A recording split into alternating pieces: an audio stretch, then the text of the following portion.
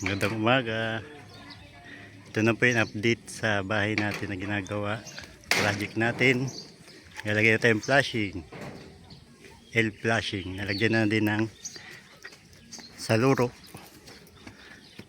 At may bubog na rin siya. Kompleto na. Ayun.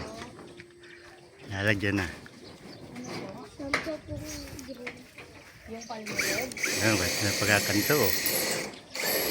Wala pa yung saline. Isa lang, be?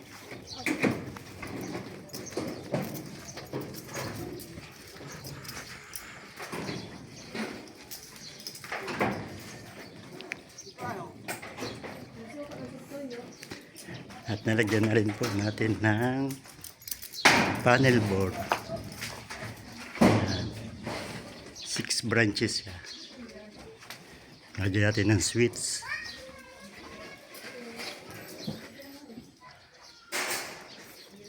Mga abang ano yan.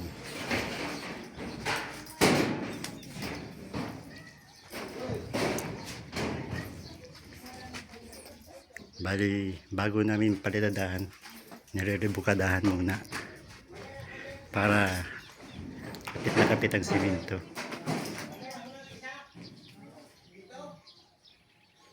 Hanggang dito lang po. Salamat. Meg TV Vlog.